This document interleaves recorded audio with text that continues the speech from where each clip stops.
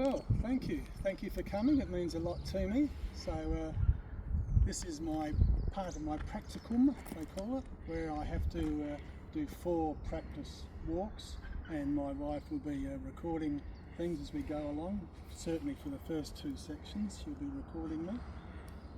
So my organisation is the International Nature and Forest Therapy Alliance. Quite a mouthful, but I've relaxed already. So they use the term forest in the title, so I'll slip into that sometimes. But if I say scrub or bush, you'll know what I'm talking about. So as you can see, the history of this is very much Rotary. A couple of months back it was kind of reopened, and now it's more council. And I was pleased to see that the Rotary put a peace sign over there with Bangala language on it too, so that gives me a good lead into acknowledging country. So if we just wander over here for a little bit, we'll enjoy the view. And In the mornings, it's nice morning.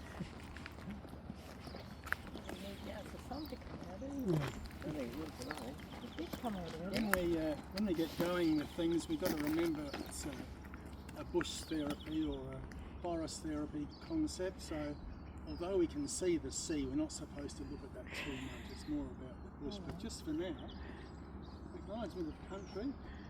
The Bangala people were granted their native title in 2015 with a history going back 40,000 years.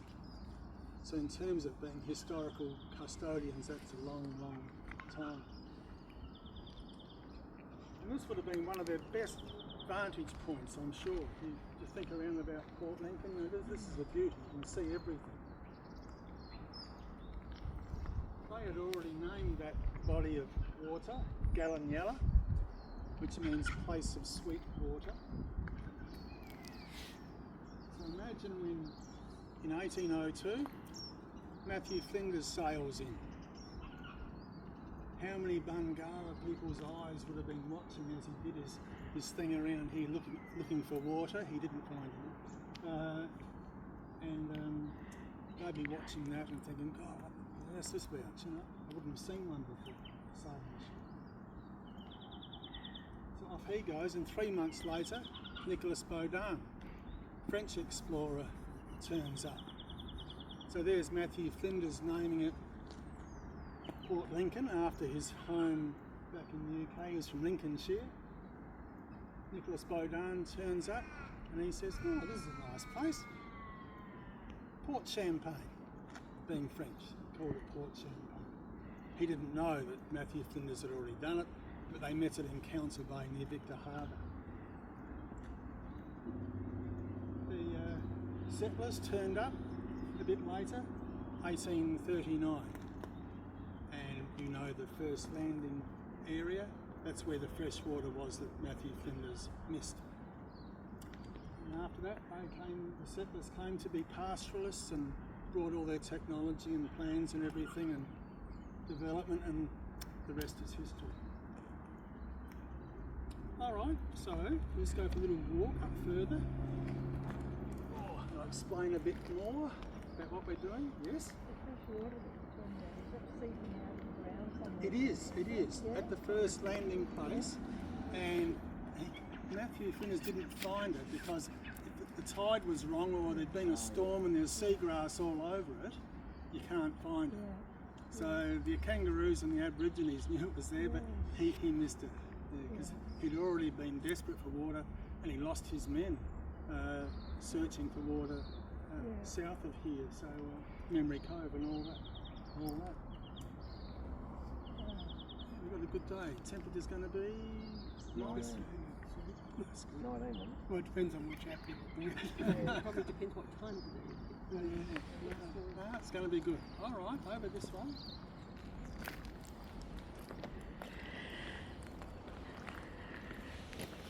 Much underutilised this place, but it'll get better.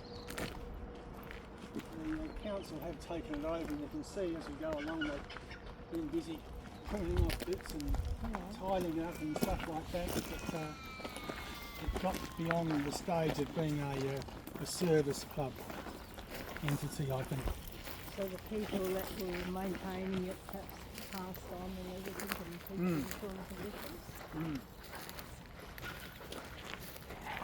Yeah, like all service clubs, they struggle for young members pretty well. And, On the left, Danny, is that the anchor rope with Matthew in the ship? Or? that's a good story. We might use that one. That is a make something there for you. It's not.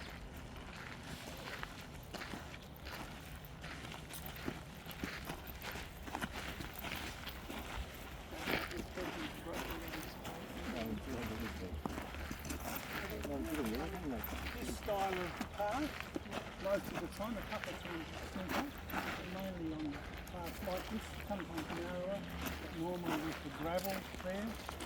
Just need to stop here for a little minute because I've done a risk assessment. And here's one of our risks.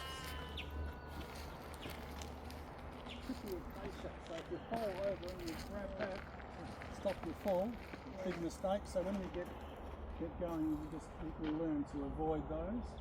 It's got a beautiful yellow rocky on it, hasn't it? Yep. What will it And the little wrens love it. Yeah. You've got to have some here for the wrens to hide from the predators. Yeah. Unfortunately, but it breeds like crazy and it competes with the other plants. So is it we wish it was, but it's not. The government won't declare it a noxious weed, unfortunately. No, but it really throttles all the other plants around. And I have it's all right. And I have a first aid kit with me, as I said, and I've done the risk assessment and insurance and all that. So now that we're all gathered, I might just get you to sign a little form actually.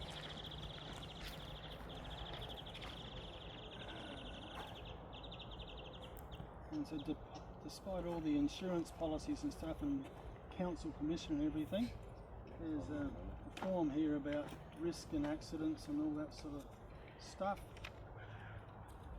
And you just pop your name on the bottom of that.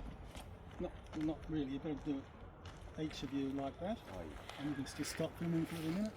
And when you do that, read if you wish to, read. Usually just push the I agree button. Yeah, like on the computer, yeah. Sign your life away.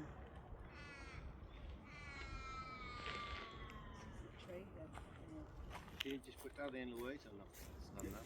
Yeah, it'll be alright.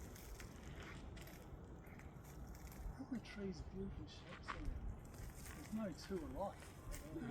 Curly and wobbly.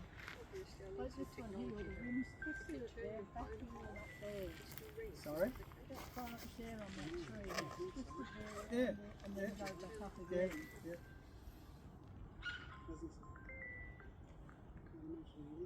Can't be up.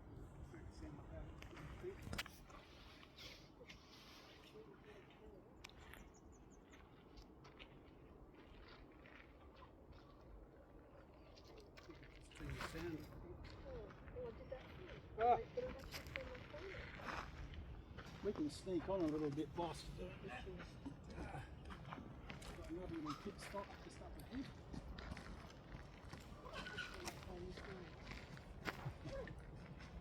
I'm technologically challenged myself. My husband's alarm is attached to it, Ah, but I don't want to go to somebody else.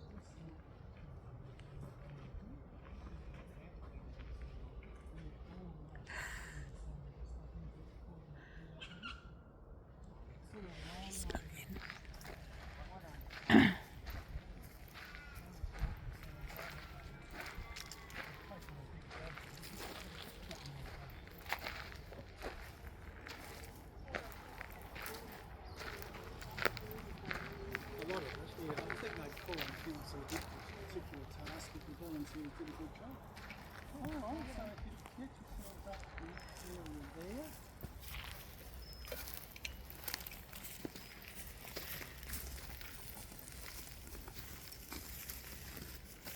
want to just spread out. We're just going to have a little warm up, that's all. So you need to be able to be sort of flapping your wings a bit and stuff like that.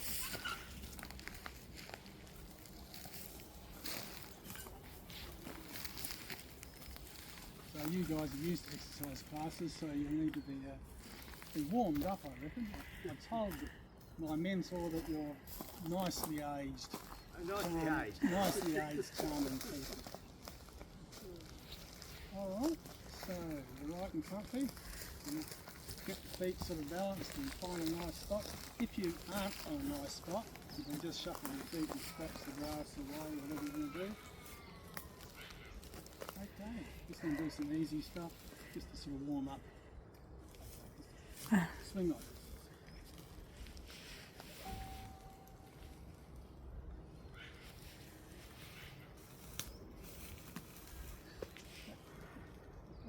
There's always someone. You can't resist it.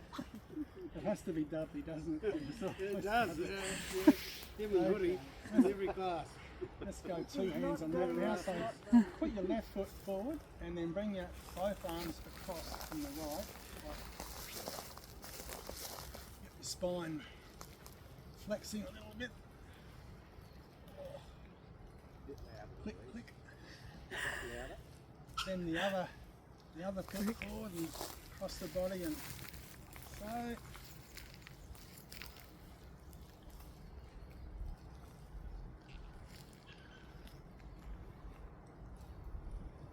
Robin wouldn't believe it, I was leading the exercises anywhere, but anyway. Okay, so now we're going to try something a bit different. I'm just going to go pat down that way. When you come back the other way, use the soft part of your fist. So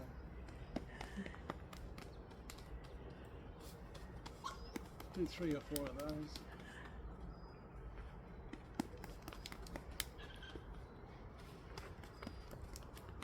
And swap sides. What's this supposed to do, Danny? It's supposed to get the blood circulating and basically good for moving your lymphatic system into gear. Yeah. Good. Now the other one is for your shoulders, so cup hand. Just give yourself a pat on the back, as we always like to do. There, a few of those. Swap sides. You should have got Tony. No, not the two of you together. And it's shrugging the shoulders a bit, flexing that up. Good. Now just rotations of like that way. So 3 or 4, make your bottom sort of go out and back and that sort of thing. So 3 or 4 in one direction, 3 or 4 in the other direction.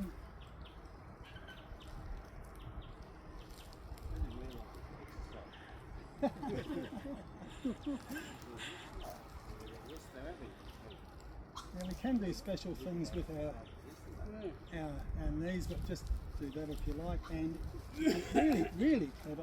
I can just do with my foot. I can just do a heel and toe. I tried to do a circle the other day and I damn fell over. So just do whatever you can. If you can do something better, that's good. Both sides.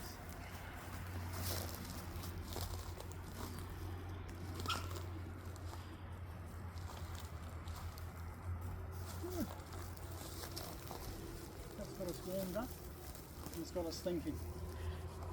Now, when we arrived here, Peter had a question.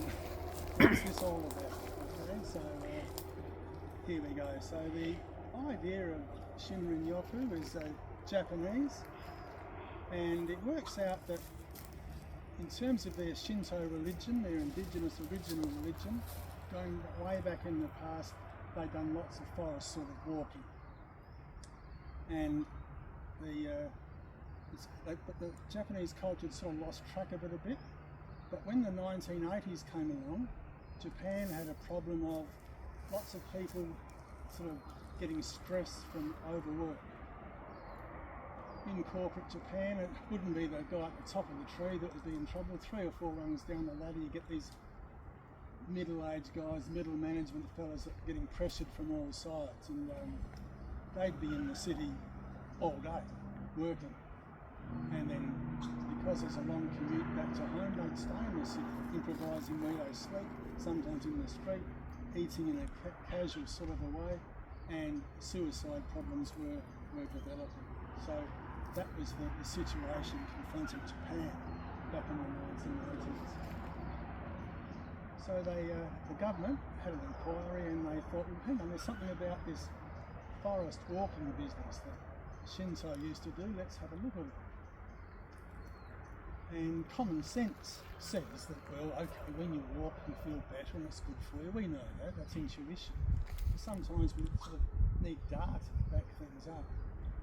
So they wanted data and they wanted science so that they could then get some strategy going. And one thing they did was they analysed the air in the atmosphere of the forest. And here's my magic word for the day: phytoncides. Now, phytoncides are chemicals secreted by the underside of tree leaves. And the reason trees have phytoncides is to protect them from bacteria, insects and fungus. And they're sort of raining down all day from the leaves, especially in a certain temperature range during the day. But in the analysis of their atmosphere and phytoncides, they found out that the phytoncides are very good for people. And so the idea then was to introduce people to this forest bathing concept, or Shinrin-yoku, and lots of experiments and tests done, and it worked out that those same phytoncides for humans had benefits as well. So antibacterial, antifungal, sorry, bird putting me off, anti-inflammatory, antiviral, and all those good things were antimicrobial. And the thing is also, the phytoncides have the effect of getting our immune system moving. And lots of experiments there too. And it works out that the white blood cells, the good ones in our blood that attack things, they are boosted by exposure to phytoncides.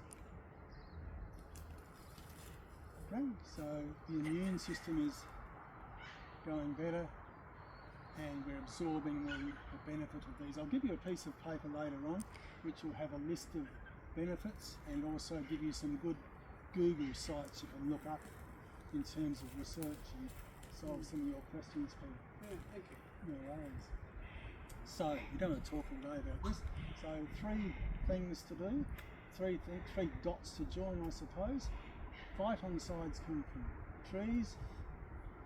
Phytoncides help the trees, but they also help us.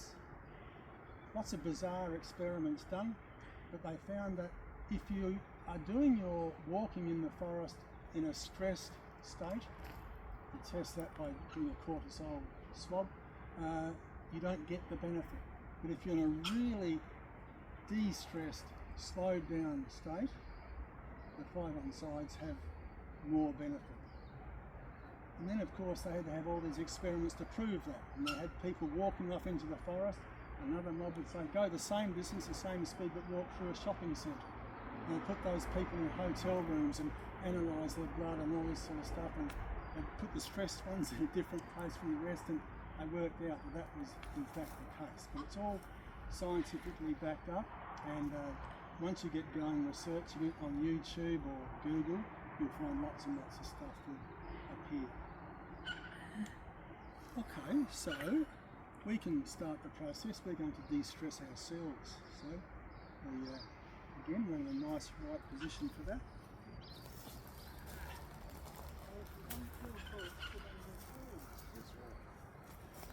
Sorry? If you want to feel good, sit under a tree. Yes. Now the trouble is, when sitting under trees around here, if there's been a prickly acacia nearby, I learnt this the hard way. You sit down, there's a nice spot, so I sat down, you know, something on my bottom, you know, prickles got me on the bottom. I better put my hands down to get myself up. Prickles in my hands, I could hardly move. It's terrible. That's the trouble with this particular path. Okay, so we're going to be relaxing.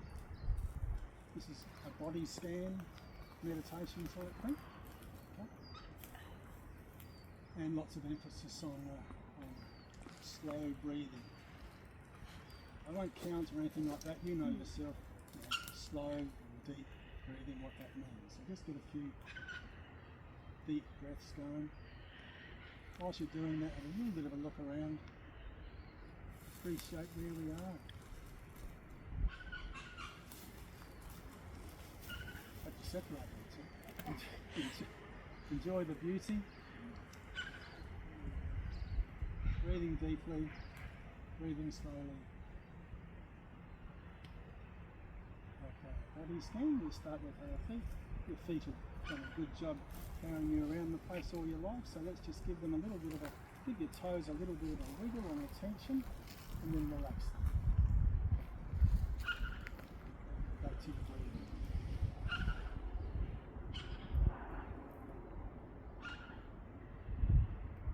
You may like to close your eyes during this, but you don't have to. If you're worried about falling over, if you close your eyes, just have a look down at the ground. We call it a softened gaze, and that will steady you up.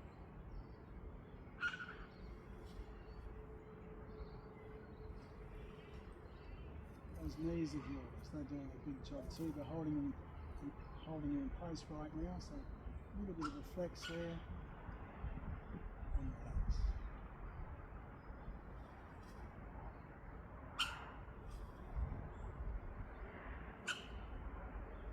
Deep and slow.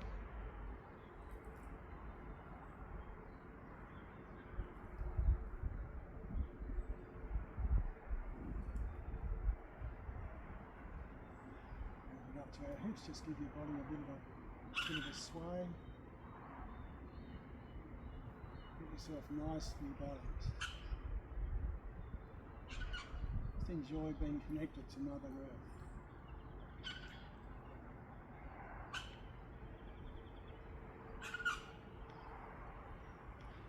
Moving up to your abdomen, diaphragm.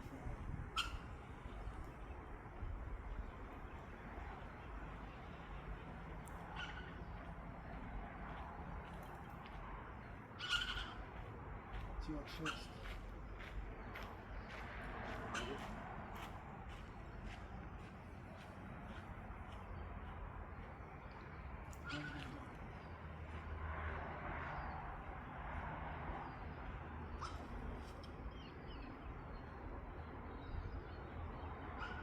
Shoulders a bit of a shrug.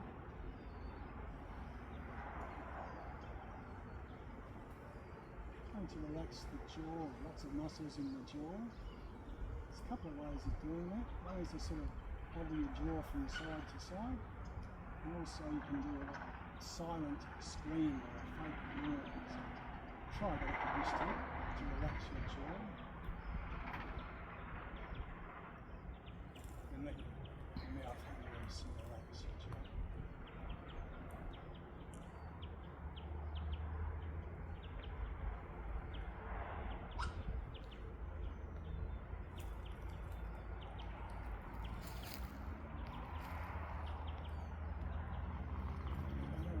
Up to your forehead. I'm going to soften the muscles around our forehead.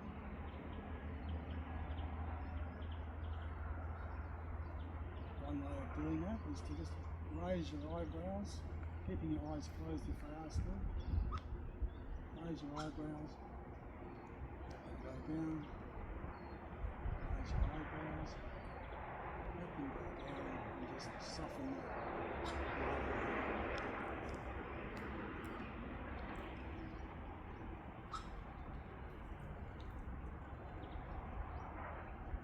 Head to be loose, relaxed.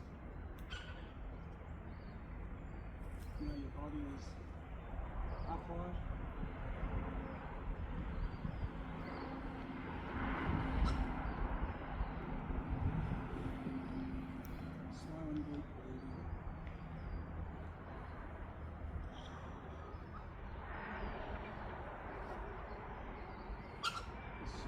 foot than the other, and there's that. And you just look around and enjoy where you are. So I think for all of us, Hockey's Park has been a rediscovery or a new discovery, and it's just going to improve so much. I really hope that they can do that. Prickly vegetation notwithstanding. I've been pruning a heck of a lot of prickly vegetation myself to make your walk less hazardous.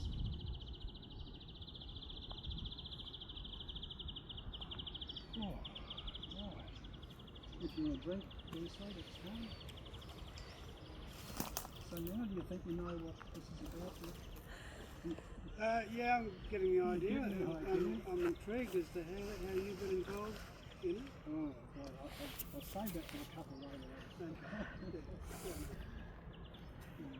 Okay, there you go, thing. Well, it was a bit special, but Oh, that didn't work then, did it?